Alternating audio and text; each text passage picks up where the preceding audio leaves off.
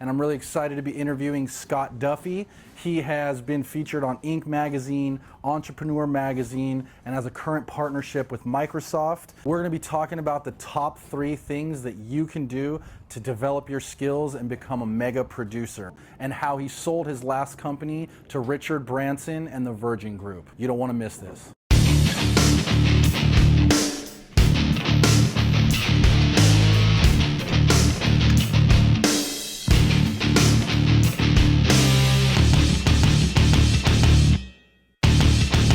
Sitting here with Scott. Yep. Okay. I'm drinking a Peroni and nice fine Italian lager, and Scott's got his. What's up with this? Triple so you get latte. You get the beer, I get the coffee. I know. Okay, all right. No, we're cool. We're cool though. Yeah. So you're always working on a lot of really cool projects, which I think is awesome. I think it's inspiring for the people that are watching you on your journey. You started a company and sold it to Virgin and Richard Branson. Yeah. So tell me about that, because that as an entrepreneur is like one of the coolest things I've ever heard. I started a business that was like Expedia, but for private jets.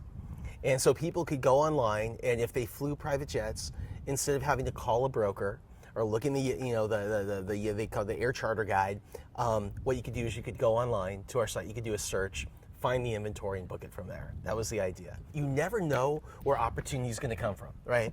And the call I got was from a guy. So when I met my wife, she lived in New York.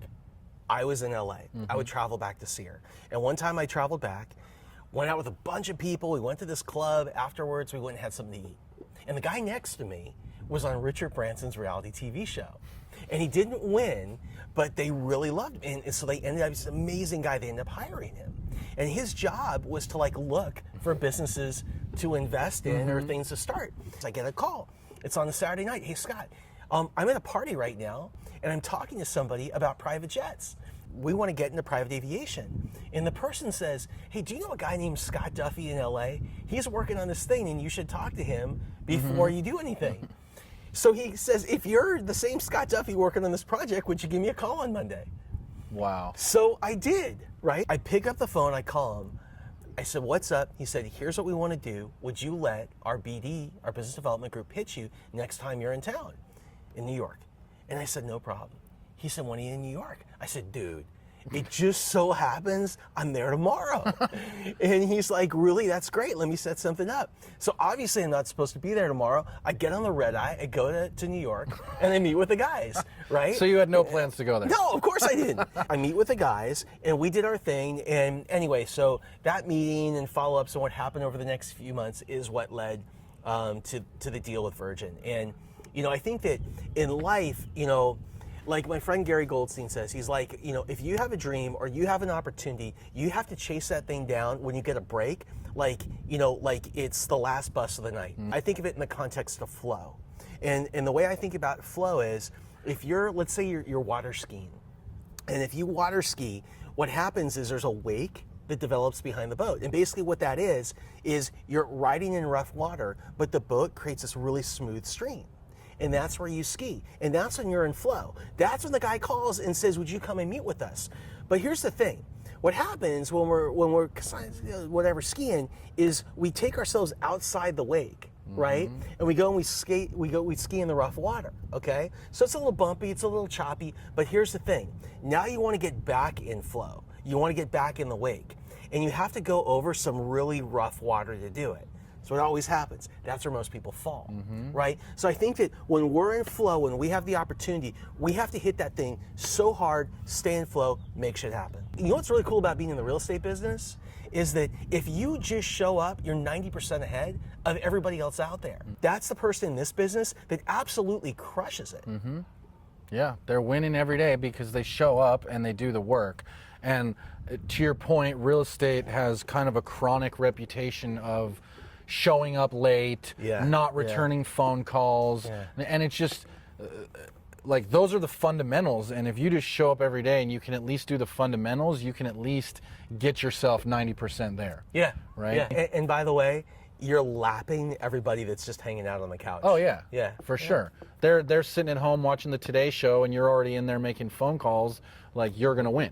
Like, right now, what are you most excited about? Like, what's the exciting project that's kind of like driving you?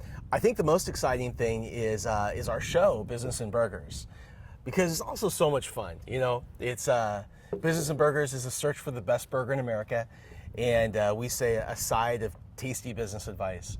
And basically, what we do is we go to one new city every month, and we hit the best restaurants and brew houses and pubs. And while we're there, we interview the top local peeps about the lessons that they've learned in business. What's really awesome about the show is you start to notice patterns when you interview top performers. I think that the number one pattern, the number one thing that I've seen that's been consistent across like all these amazing people that we've talked to is this incredible passion for learning. Right? That's what it is. Like, the single most that connects everybody is this passion for learning. Today, change is exponential, and things move so quick. Here's an interesting fact. 100 years ago, so in 1917, the average male in the U.S. lived to be 49 years old. That's it.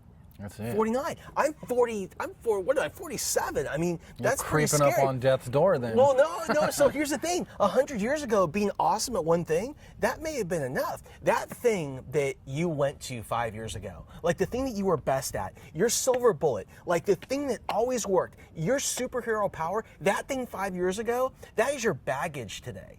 And so this idea, this passion for learning and staying on top of things to keep a step ahead, I think that's what's really important, and it's the number one pattern that I think I found in our guests. So it's just the pursuit of always getting better, always improving, always thinking, growing, challenging yourself, putting yourself in uncomfortable new situations. Yeah, and I think, so I have a book called Launch, and it's all about launching new businesses and products and services.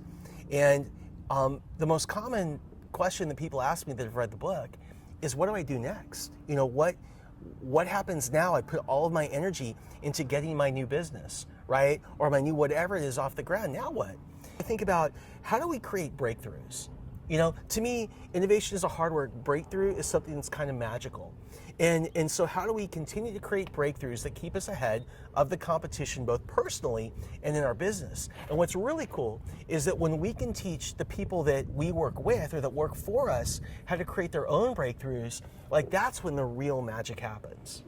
In regards to innovation and the pursuit of improving, what would you say to someone that was like brand new in the real estate business and kind of just looking for a path on which way to go? Because the industry changes a lot. Real estate's changing a lot. There's the new stuff with Zillow that's happening. Amazon is about to roll out a new real estate service. So things are kind of always changing and moving. And to your point on innovation, what would you say to that agent that's kind of like newer in the business that's looking to kind of figure it out? Can I talk to the agent that's older in the business? Yeah, first? absolutely. And then we'll talk to the new one. So my mom, my whole family's in the real estate business. I've been in the real estate business. And by the way, the real estate business is like the ultimate business for entrepreneurs. Yeah, right? without a doubt. You've got your own business.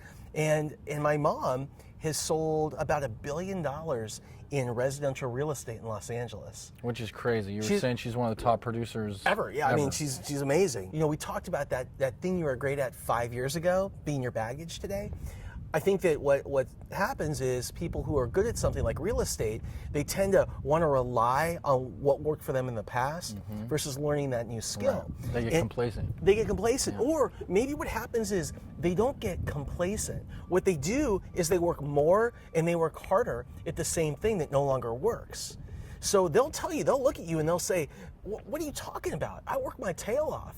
I'm the first person here. I'm the last person to leave. But it just isn't working. Right? So it's not just, it's not just about, the younger person, but the older person. If you're a younger person in real estate, I think it's all about putting yourself around the right mentors. Sometimes being an entrepreneur can be a really lonely job. Yeah. You have highs and lows, you have ups and downs. In real estate, I've been in real estate, you may have periods where you're not making a sale.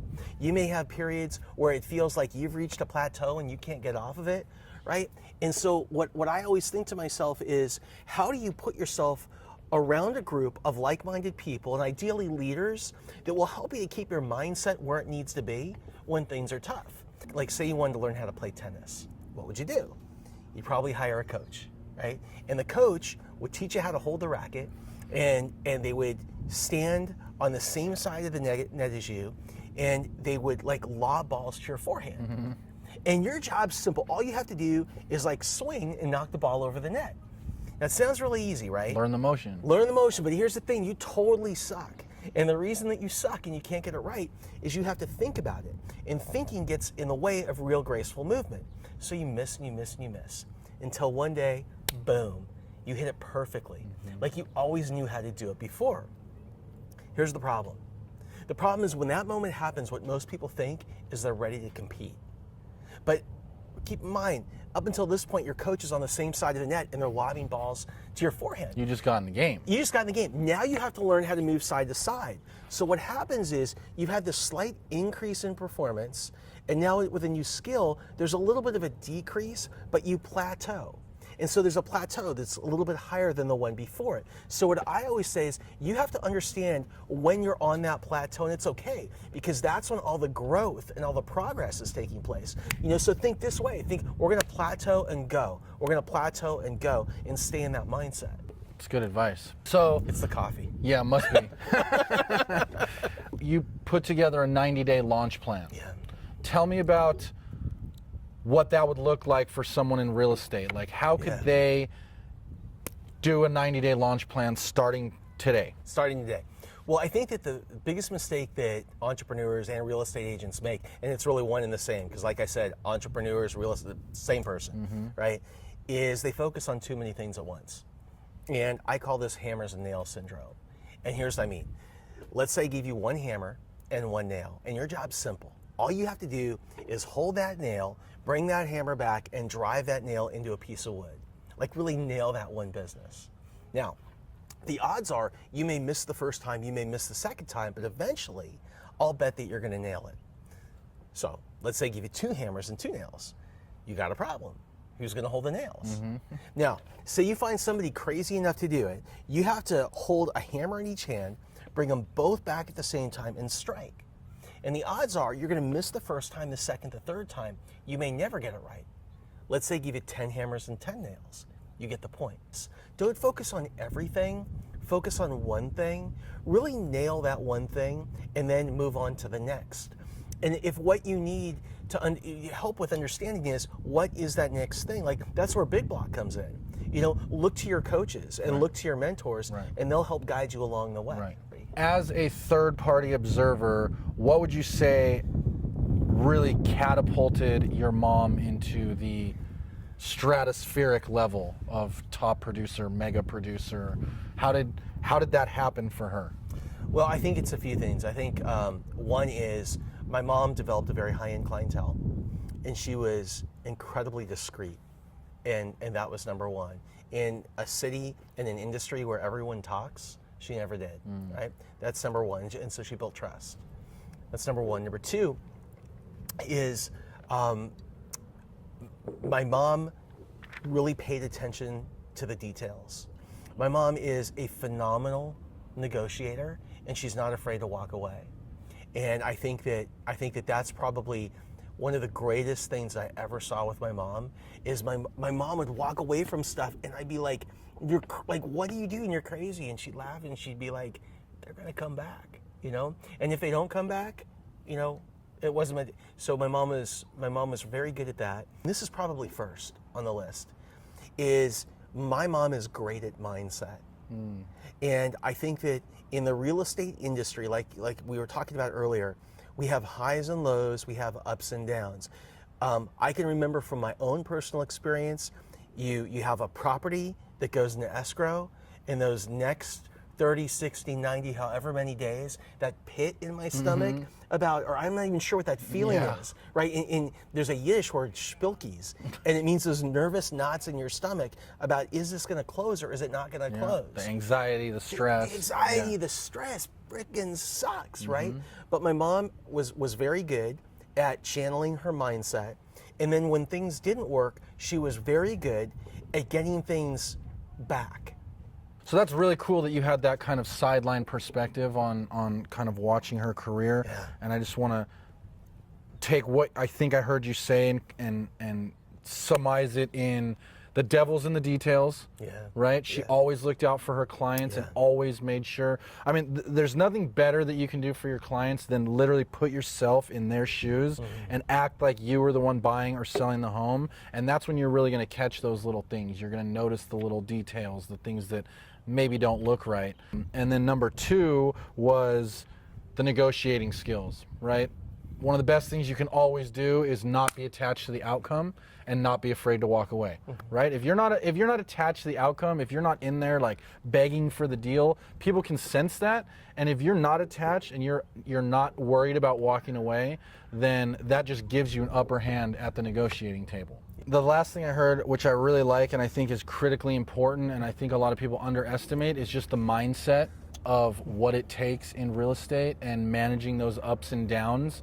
And is there a process that you go through when you're feeling down or you've had a bad day or deals are not going your way that you kind of implement to get yourself back on the right track? Yeah. So what I do is I actually have a list of questions, and I keep a list of 2 or 3 questions, and I'm almost 50 years old and I still keep questions on my mirror, in my bathroom.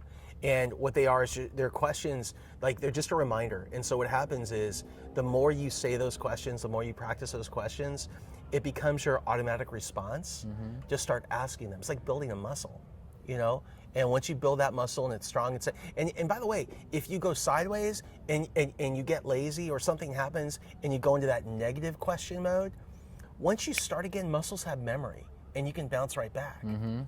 I love the idea of the repetition, just to kind of ingrain it into your head. Obviously affirmations, things like that, to just kind of visualize, the situation changing or whatever, so you can kind of get yourself into the state that you need to be in to close deals, to make things happen. Because if you're not 100% in it, or you're only doing it because you're desperate for a check, like that's going to show through and it's going to hurt you a lot more than it helps you. One story, and I think this was from Necker Island, that you told us a while ago, me and Sam, that I thought was awesome and just shows the power of mindset, was the I'm going to buy the rainforest story. Yeah, that was so cool. Can you tell us that one more time? Because that's a great story. Yeah, sure. So I was invited to a Virgin CEO conference on Necker Island, which is Richard's home, and I was totally pumped to be there. And I remember the first night when it was time for dinner, I remember got my food, and I was looking for a place to sit, saw Richard sitting down, went and sat next to him on the beach, and he was on the phone. And he was negotiating something. He was totally passionate. And it seemed like everybody else that was just sitting there with us knew what it was he was trying to buy. So when he got off the phone, I asked him, I said, what is it that you want to buy? And he said this, the rainforest. And I'm like, the rainforest, which one? And he said, the Amazon. And then I remember just like saying what I don't know, it just came out. I looked at him, I go, that's impossible. Right. By the way, when dealing with people, with these mindsets like a Richard Branson or Tony Robbins or the guys that we just listened to, Sarah and Jesse, you never say anything is impossible. So I remember him saying, he said, you want to learn how to buy a rainforest, I'll teach you how to do it. And the first thing you have to start with, whenever you have a big goal, is this, what is your why? Why are you doing this? Because here's the thing, being in business is tough. Being in any kind of business can be tough. And if you don't know why it is you're doing this, if you're not truly rooted in purpose, then when things get tough, it's too easy to quit. So Richard's why was he wanted to stop deforestation and protect the indigenous animals in the Amazon. Pretty cool. Very noble cause. Very noble cause. Now that we know why, the next question is how are you going to do it? And so Richard said to me, he said, if that's our why, do we really have to own the rainforest, or could we lease it? Now, for me, that was like a huge shift in thinking, right? And then he said, if we could lease it, and you got me in the room with a willing seller or leaser, do you think I could negotiate a good deal? And I said, of course, man. Richard, I bet on you. And so he said, okay, here's the third thing, and this is where most people get stuck. How are we going to finance it? And I remember that the people that were all, we were sitting around, starting to throw out names of people that were in Richard's circle or that had, really huge wealth. saying, you know, what if this guy or that guy or this girl or that girl? And Richard putting up his hand and saying, look, you know, what if it didn't matter if you gave $1 or a dime, effectively crowdsourcing buying the rainforest? And here's the point. In less than like 5 minutes, buying the rainforest seemed easier than eating a bowl of soup. If you have the right mindset, you have the right people, you put the right resources around you, you can achieve virtually anything that you dream. But then the question is this, how do you start? And it's with one hammer and one nail. Yep. When you're in real estate, it's picking that one thing, getting good at that one thing, and then moving on to the next. To have that sort of vision and to be thinking that big must have been like an incredible experience to see for you live, firsthand like that. You know, it's really important for all of us, if we have big goals, to surround ourselves not only with people that have big vision, but people that are able to execute a big vision. Mindset wise, work ethic wise, skill level wise is all going to be just a whole nother level. Yeah. And to get yourself to that level, you're going to shortcut your way to success by hanging out with those people that are already there and already doing it and just mimicking and following what they're doing. And that'll shortcut your success as opposed to sitting around and kind of trying to formulate with all the people that have never done it before how to get yourself to that next level. That's right. And you don't have to be a $10 million producer. The thing is, your big vision doesn't have to be somebody else's big vision. Right. Your big vision may be, I want to be a $50,000 producer. I want to be a $100,000 producer. Because for me and for my life and what I can get from being that, that is what I want. And that's awesome. Yep. Live in that space, right? Communicate, you know, to you and to Sam, this is what I want, you know, and then I know you can help them to build a roadmap. Absolutely. And then just show up, follow the roadmap, network up, work on your skills, try to, you know, immerse yourself in the details and really go above and beyond for your clients and really focus on developing that mindset to where you really believe that you can go out there and buy the rainforest, and I promise you, you'll be unstoppable. Thanks a lot, Scott. Really appreciate you coming out today. Cheers. Enjoy that coffee. And now you're in the know.